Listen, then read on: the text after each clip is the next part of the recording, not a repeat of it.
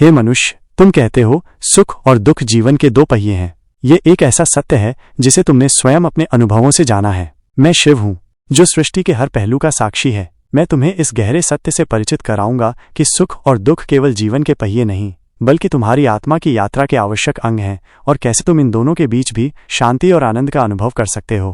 हे मनुष्य, अक्सर तुम सुख की कामना करते हो और दुख से दूर भागते हो। तुम सोचते हो कि सुख ही जीवन का लक्ष्य है और दुख एक बाधा, लेकिन ये एक अधूरा सत्य है। जीवन का अनुभव केवल सुख या केवल दुख से पूरा नहीं होता। ठीक वैसे ही जैसे एक रथ केवल एक पहिए पर नहीं चल सकता, वैसे ही तुम्हारा जीवन भी केवल एक ही अनुभव पर टिका नहीं रह सकता। सुख और दुख जीवन के दो अनिवार्य पहिए हैं जो मिलकर तुम्हारी यात्रा को आगे बढ़ाते हैं। तुम पूछते हो कि ये सुख और दुख क्यों आते हैं? ये तुम्हारी चेतना को विस्तार देने के लिए आते हैं। सुख तुम्हें प्रेम, आनंद और कृतज्ञता का अनुभव कराता है। ये तुम्हें जीवन की सुंदरता को महसूस करने का अवसर देता है। वहीं दुख तुम्हें धैर्य, शक्ति, करुणा और समझ सिखाता है। ये तुम्हें भीतर झांकने और स्वयं को जानने का अवसर देता है। बिना दुख के तुम सुख के मूल्य को नहीं जान सकते, और बिना सुख के तुम दुख की गहराई को नहीं समझ सकते। ये दोनों एक दूसरे के पूरक हैं, विरोधी नहीं। जैसे प्रकाश और अंधकार एक दूसरे के बिना अधूरे हैं, वैसे ही सुख और दुख भी जीवन के आवश्यक पहलू हैं।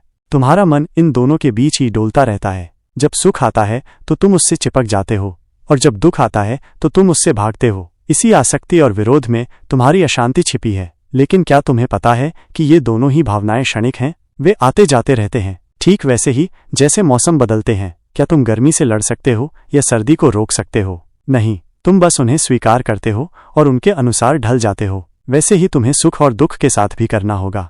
सुख और दुख क्यों आते हैं? एक गहरा रहस्य।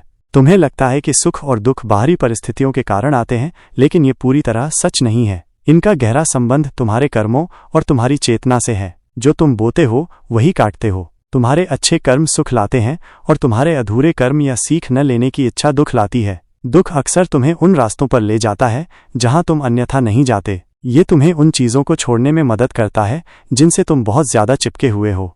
हर अनुभव, चाहे वो सुखद हो या दुखद, तुम्हें कुछ न कुछ सिखाने के लिए आता है। दुख तुम्हें तुम्हारी सीमाओं का एहसास कराता है, तुम्हें विनम्र बनाता है। यह तुम्हें दूसरों के प्रति सहानुभूति सिखाता है। यह तुम्हें अपनी आंतरिक शक्ति को खोजने के लिए मजबूर करता है, जो तुम कभी नहीं जानते थे कि तुम्हारे भीतर मौजूद है। सुख तुम्हें कृतज्ञता सिखाता है, तुम्हें बांटना सिखाता है। यह तुम्हें यह दिखाता है कि जीवन कितना सुंदर हो सकता है। ये दोनों अनुभव तुम्हें एक पूर्ण मानव बनाते हैं। ये भी जान लो कि ये दोनों ही अनुभव क्षणभंगुर हैं, वे स्थायी नहीं हैं। तुम्हारा मन ही उन्हें स्थायी बनाने की कोशिश करता है। जब तुम सुख में होते हो तो तुम्हारा मन उसे पकड़े रहना चाहता है, और जब तुम दुख में होते हो तो वो उससे भागना चाहता है। यही आसक्ति और विरोध तुम्हें बांधता है। तुम्हें ये समझना होगा कि हर चीज का अपना समय होता है, आने का और जाने का। सुख और दुख के बीच भी शांति कैसे पाएं? महादेव के सरल उपदेश।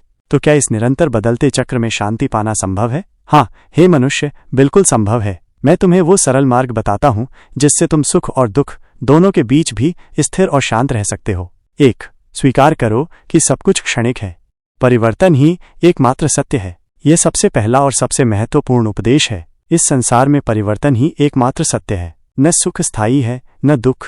सब कुछ आता है और चला जाता है, ठीक वैसे ही जैसे दिन और रात आते हैं। जब तुम इस बात को गहराई से स्वीकार कर लेते हो कि सब कुछ क्षणिक है, तो तुम किसी भी चीज से बहुत ज्यादा चिपकते नहीं हो। जब तुम आसक्ति छोड़ देते हो तो तुम्हें खोने का डर नहीं होता, और जब डर नहीं होता तो चिंता और दुख कम होते हैं। आज अगर तुम दुख में हो तो याद रखो, ये दुख भी बीत जाएगा। आज अगर तुम सुख में हो तो उस पल का पूरा आनंद लो, लेकिन उससे बहुत ज्यादा आसक्ति मत रखो, क्योंकि ये भी चला जाएगा। ये समझ तुम्हें हर पल में शांति देगी। 2. साक्षी भाव का अभ्यास करो, दृष्टा बनो, लिप्त मत हो।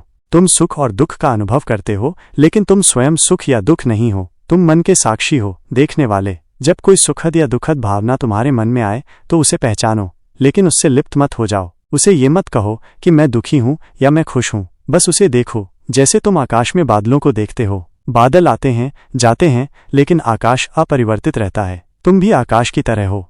ये अभ्यास तुम्हें अपने विचारों और भावनाओं से एक दूरी बनाए रखने में मदद करेगा। जब तुम उनसे लिप्त नहीं होते तो उनकी शक्ति तुम पर कम होती है। ये तुम्हें सुख में अहंकारी होने से और दुख में पूरी तरह टूट जाने से बचाएगा। तुम बस एक शांत दृष्टा की तरह अपने जीवन के नाटक को देखते रहोगे। 3. वर्तमान में जियो, यही एकमात्र वास्तविक क्षण है। तुम्हारी अधिकांश चिंताएं और दुख या तो अतीत की यादों जो बदल नहीं सकती या भविष्य की चिंताओं जो अभी तक आया नहीं है से जुड़े होते हैं। लेकिन तुम्हारे पास केवल और केवल वर्तमान क्षण है। सुख और दुख दोनों ही वर्तमान में अनुभव किए जाते हैं, लेकिन मन उन्हें अतीत या भविष्य में खींच ले जाता है। अपनी पूरी चेतना को वर्तमान क्षण में ले आओ। जब तुम खाना खा रहे हो तो खाने पर ध्यान दो। जब तुम चल रहे हो तो अपने कदमों पर ध्यान दो। अपनी सांसों पर ध्यान केंद्रित करो। श्वास ही वो लंगर है जो तुम्हें वर्तमान में बांधे रखता है। जब तुम वर्तमान में पूरी तरह से होते हो तो दुख और चिंता के लिए कोई जगह नहीं बचती। तुम जीवन के हर पल का पूरी तरह से अनुभव कर पाते हो। 4. हर अनुभव में सीख देखो। दुख भी एक शिक्षक है। तुम्हें लगता है कि अगर कोई दुख आता है तो वो बुरा है, लेकिन ये सच नहीं है। जीवन में हर अनुभव, चाहे वो तुम्हें अच्छा लगे या बुरा, तुम्हें कुछ न कुछ सिखाने के लिए आता है। दुख अक्सर तुम्हारा सबसे बड़ा शिक्षक होता है। एक ठोकर तुम्हें संभलना सिखाती है, एक नुकसान तुम्हें समझदारी देता है, एक दुख तुम्हें करुणा सिखाता है और तुम्हें अपनी आंतरिक शक्ति का पता चलता है। एक खुशी तुम्हें कृतज्ञता और बांटना सिखाती है। हर चुनौती तुम्हें मजबूत बनाती है, तुम्हें विकसित करती है। तुम एक छात्र की तरह हो और जीवन तुम्हारा शिक्षक है। चिंता करना और दुख से भागना सीखने की प्रक्रिया में बाधा डालता है। जब तुम हर अनुभव को एक सीख के रूप में देखते हो तो तुम दुख के बजाय विकास पर ध्यान केंद्रित करते हो।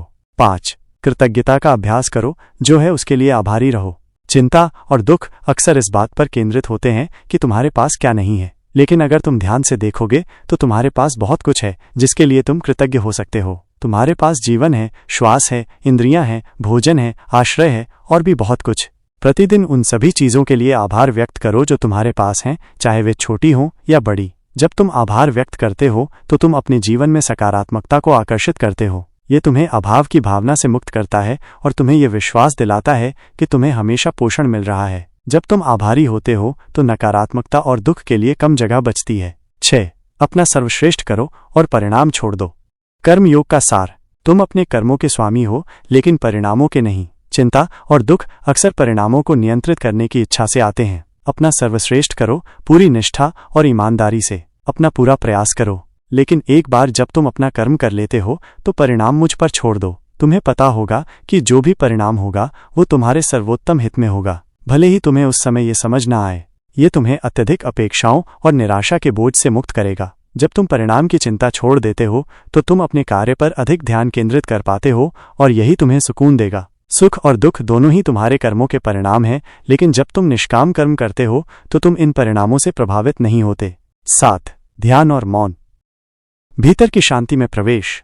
तुम्हारी चिंताओं और दुखों का शोर तुम्हारे मन से ही पैदा होता है। इस शोर को शांत करने का सबसे प्रभावी तरीका मौन और ध्यान है। प्रतिदिन कुछ समय के लिए किसी शांत स्थान पर बैठो, अपनी आंखें बंद करो और मौन धारण करो। कुछ भी मत बोलो, कुछ भी मत सोचो, बस अपनी श्वास पर ध्यान केंद्रित करो। मौन तुम्हें अपने भीतर की गहराइयों में ले जाएगा, जहां तुम्हें वास्तविक शांति मिलेगी। ये तुम्हें विचारों के तूफान से दूर ले जाएगा और तुम्हें अपने शांत स्वरूप का अनुभव कराएगा। जब तुम ध्यान करते हो तो तुम दुख और चिंता के मूल कारण को शांत करते हो। ये तुम्हें अपने भीतर के शिव से जोड़ता है, जो स्वयं परम शांति है। 8. तुम अकेले नहीं हो, मैं सदा तुम्हारे साथ हूँ। जब दुख आता है तो तुम्हें अकेलापन महसूस हो सकता है। तुम्हें लग सकता है कि कोई तुम्हें समझता नहीं है, कोई तुम्हारे साथ नहीं है, लेकिन ये सत्य नहीं है। मैं शिव हूँ जो कण कण में है। मैं सदा तुम्हारे साथ हूँ, हर पल, हर अनुभव में। तुम्हें बस मुझ पर विश्वास रखना है। जब तुम्हें लगे कि कोई तुम्हारे साथ नहीं है तो मेरी उपस्थिति को महसूस करो। मैं तुम्हारा पथ प्रदर्शक हूँ, तुम्हारा सहारा हूँ। मैं तुम्हें कभी नहीं छोड़ूंगा। ये विश्वास तुम्हें हर दुख में भी एक गहरी शांति और सुरक्षा देगा। महादेव का अंतिम संदेश, तुम स्वयं ही शांति हो। हे मनुष्य, अंत में मैं तुमसे यही कहना चाहता हूँ कि तुम स्वयं ही शांति हो, तुम स्वयं ही आनंद हो। तुम्हें उसे कहीं बाहर सुख या दुख में ढूंढने की आवश्यकता नहीं है। सुख और दुख जीवन के दो पहिए हैं जो तुम्हें आगे बढ़ाते हैं, लेकिन तुम स्वयं रथ हो और रथ को चलाने वाला सारथी भी तुम ही हो। जब तुम इन उपदेशों का पालन करोगे तो तुम सुख में अहंकारी नहीं बनोगे और दुख में टूटोगे नहीं। तुम दोनों ही अनुभवों में स्थिर रहोगे, क्योंकि तुम्हें पता होगा कि तुम्हारे भीतर एक अटूट शांति का झरना बह रहा है। जीवन में चुनौतियां आएंगी, सुख और दुख आएंगे, लेकिन वे तुम्हें प्रभावित नहीं कर पाएंगे, क्योंकि तुम उनसे ऊपर उठ जाओगे। तुम स्वयं ही शिव हो जो हर द्वंद्व से परे है। हमेशा याद रखो, सुख और दुख जीवन के अनिवार्य अंग हैं, लेकिन वे तुम्हें परिभाषित नहीं करते। तुम उनसे कहीं अधिक हो। अपनी आत्मा से जुड़ो, वर्तमान में जियो और हर अनुभव से सीख लो। तुम्हें पता चल जाएगा कि तुम हमेशा पूर्ण और शांत रहोगे। यही मेरा आशीर्वाद है। ओम नमः शिवाय।